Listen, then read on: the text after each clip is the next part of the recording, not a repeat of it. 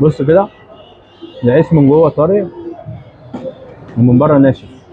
في رحله البحث عن التراث النهارده جايب لكم واحد من الناس القديمه قوي، الناس المتخصصه، وانا احب الناس المتخصصه. ياخدني بس في التخصص اللي هو شغال فيه، بيديني اعلى ما عنده وبيديني جوده وتيست عالي قوي. النهارده رحنا لمين بقى؟ مفاجاه.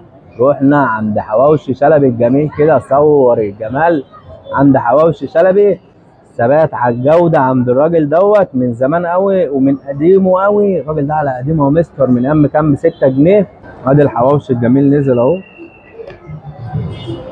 ده رغيف الحواوشي بتاع شلبي، وادي الحشو بتاعه. سعر الرغيف 30 جنيه. عنده حواوشي ساده ب 30، عندهم حواوشي جبنه موتزاريلا ب 40، عندهم حواوشي موتزاريلا وكيري 45، عندهم حواوشي على سجق بكام؟ ب 40 برضه. فدي كده اسعاره. طبعا حواوشي شلبي يا مستر من قديم قوي، من قديم قوي. من كان ب 7 جنيه.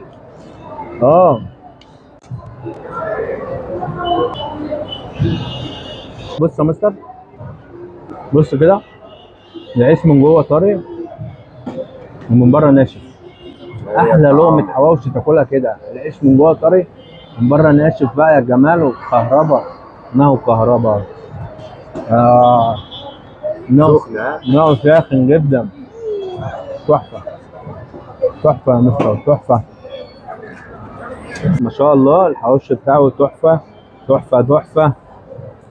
جامد يا مستر، جامد، الله اكبر. انا تقييم الحواوشي بتاع شلبي،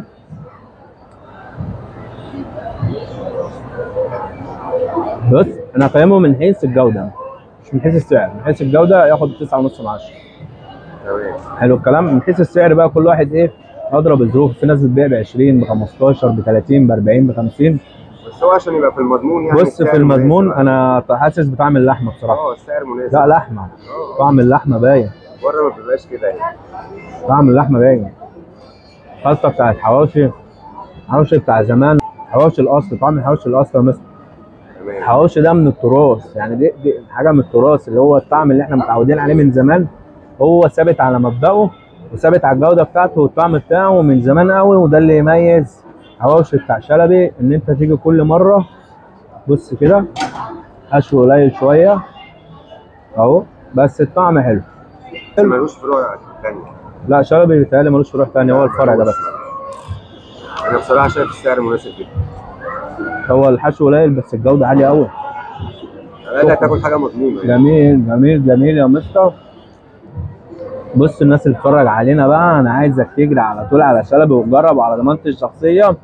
واللي بيحب الجبنه جرب عليه ده، في الجبنه هتعجبكم قوي. عندهم حركه جديده بالسجق، بس انا ماليش في الحركتين ميكس دولت. انا قلت اجرب الحواوشي شلبي. عنوانه في وسط البلد عند شارع عماد الدين. اللي جاي من شارع عماد الدين هيجي عند حواوشي شلبي هنا في وسط البلد. في حلقات البحث عن التراث في بلدنا والناس القديمه قوي اللي هي المفروض اول ناس تبقى معانا وتيجي البحث عن التراث، كنا جايبين شلبي في لقمة اسلام. ولو انت بقى لسه ما دوستش لايك، حرك صباعك كده ودوس لايك